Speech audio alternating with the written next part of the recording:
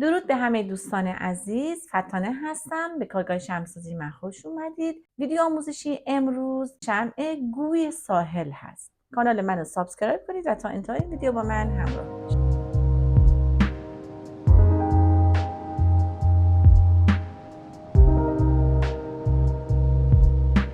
شمع گوی ساحل این قالب سیلیکونیش هست دوستان.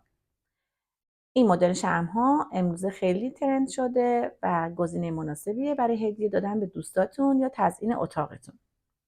قالب سیلیکونی رو خوب تمیزش کنین، یعنی قبل از اینکه استفاده کنین با مایع ظرفشویی آب کامل خوب بشورید و با یه پارچه یا دستمال کاغذی که پرز نداشته باشه داخلش رو خوب پاک کنین که حفره‌های آب داخل این قالب نمونه. چون اگه حفره داشته باشه، یعنی اگه داخل این قالب‌های سیلیکونیتون حباب‌های آب باشه که خوب پاک نشده باشه، شمعتون حفره ایجاد میشه.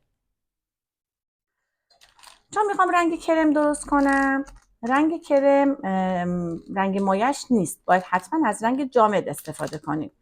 من از جامد مکعبی استفاده میکنم، رنگ کرم استخونی. اسانسش هم که اسانس روغنی آنجل هست که خیلی خوشبو هست، نگهدارنده.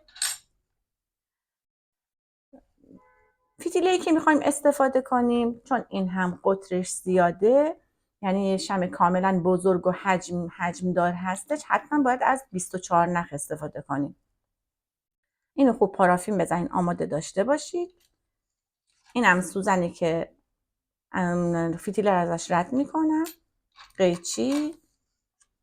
پارافینا هستن که این پارافین سویا وکس ایرانی که درصد چربیش کمتره و اینم سویا وکس خارجی که درصد چربیش بیشتره. دوتا مکمل هم دیگه هستن. حتما دوتا رو با هم دیگه بذاریم که به طریق بنماری ذوب بشه که یه شمع خوب و یک دستی داشته باشیم. اینم که تورچ هست، پارافین مایع. و امروز شمع گوی ساحل رو میخوام داخل این ظرف تزیینش کنم.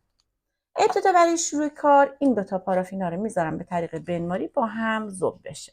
خیلی از شما کامنت میذارین که داخل قالب سیلیکونی شمعاتون خوب و یک دست در نمیاد و بعد از اینکه از داخل قالب خارجش میکنین یه مقدار حفره داره. خب ببینین، هم میتونه از کیفیت پارافینتون باشه، چون اگه پارافینی که من به شما میگم استفاده کنین خیلی شمعتون خوشگل و یک دست در میاد. ولی میتونین از 1% سنگین و 3% سنگین هم استفاده کنین، ولی خب این کیفیت این سویا وکس ها رو نداره. من الان این قالب سیلیکونی رو خوب تمیز شستم و بعد با یه پارچه داخلش رو خوب تمیزش کردم که پرز نداشته. ببینید الان داخلش رو هیچ قطره آبی داخلش نیست. حالا ببینید مقداری که میخوام داخل این قالب پارافین مایع رو بزنم، ببینید چقدره. یعنی یه مقدار خیلی کم، فقط یکی از انگشتامو چرب میکنم و بعد اینو داخل این میکشم. مثلا نیاز به اسپری سیلیکونی شما ندارین. اسپری سیلیکونی باعث میشه که شمعتون خراب بشه. وقتی که پارافین رو میریزین داخل قالب، اگر از اسپری سیلیکونی استفاده کنین باعث حباب‌های خیلی زیادی روی سطح شمعتون میشه. فقط ببین در همین حد یه مقدار کمی تمام قالبتون رو با همین انگشتتون که در واقع پارافین مایع بود به داخل این قالب سیلیکونی بزنین. و قبل از اینکه پارافین بریزین داخلش حتما سشوار بگیرین، چون ببینین پارافین که ذوب میشه یه گرمایی داره و بعد شما فکر کنین که این قالب سرده. باید تقریبا دماهاشون تقریبا یکی بشه. خب نمیتونه مثل دمای پارافین باشه، ولی خب این داخل قالب باید حتما گرم باشه. الان من اینو آمادش کردم تا پارافین ذوب بشه. این فتیله گذاریش رو انجام میدم. یه مقدار فتیله رو بکشین، بعد این قالبتون رو خوب باز کنین، قسمت وسطش رو در نظر بگیرین، سوزن از قسمت وسط رد کنین و از این قسمت پایین سوزن رو در بیارین.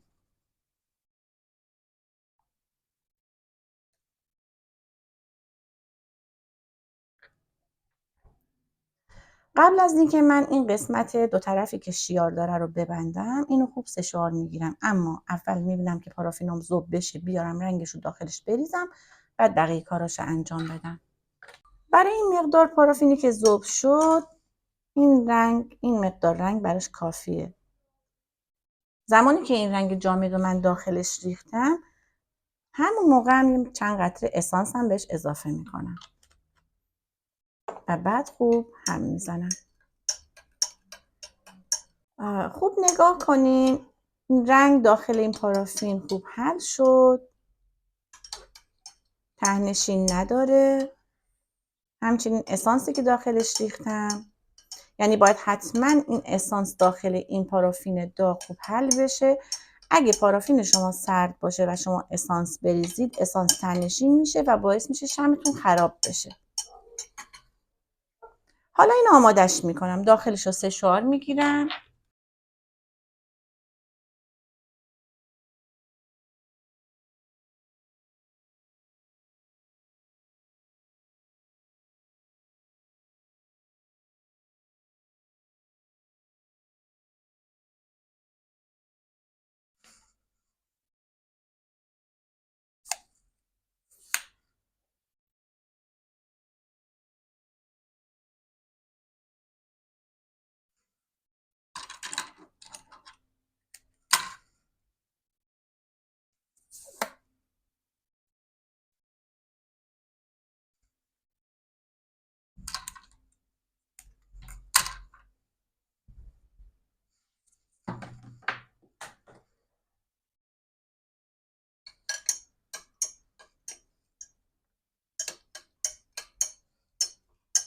بهترین دمای پارافین برای ریختن داخل قالب‌های سیلیکونی 85 تا 90 هستش.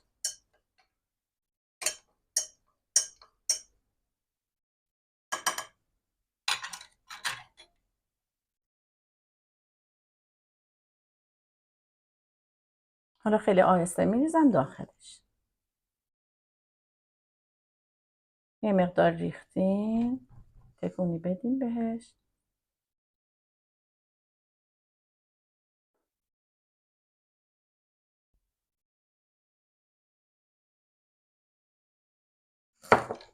حالا بعد با این قاشق چند تا این پهلوهاشو بزنیم، هواگیریش انجام بشه.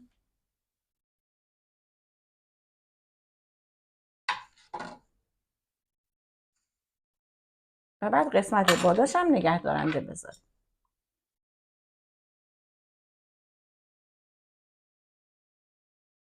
اینو خوب بهش زمان بدین که کاملا خشک بشه. برای درآوردن شمع از داخل قالب‌های سیلیکونی اصلا عجله نکنیم. خب بچه نگاه کنیم بعد از 1 ساعت ببینید این حفره ایجاد شده. یه مقدار ترش بهش میزنم. ترش رو فقط از فاصله دور نگه داریم. ببینید هنوز این حفره هست. یه مقدار اون پارافینی که داشتم ذوبش کردم. الان این حفره رو پر میکنم. دوباره میذارم که کاملا خشک بشه. خب بعد از 4 ساعت میخوام بازش کنم. نگه دارنده رو برمیدارم، اون چسب رو باز میکنم.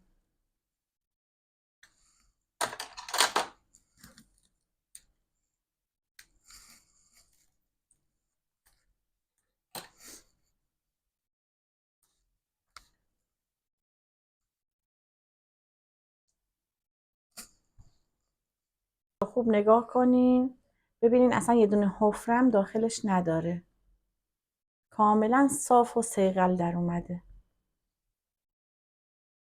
اگه به اون نکاتی که گفتم توجه کنین، شمع بسیار بسیار تمیز و خوب میتونین از داخل قالب‌های سیلیکونیتون در بیارین. قسمت پایین فتیلش هم کوتاه کردم.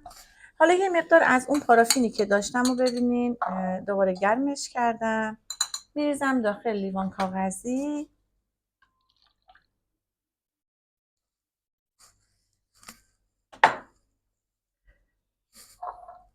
حالا یه مقدار این قسمت پایین این ظرف شیشه‌ای رو من این پارافین ذوب شده رو میریزم.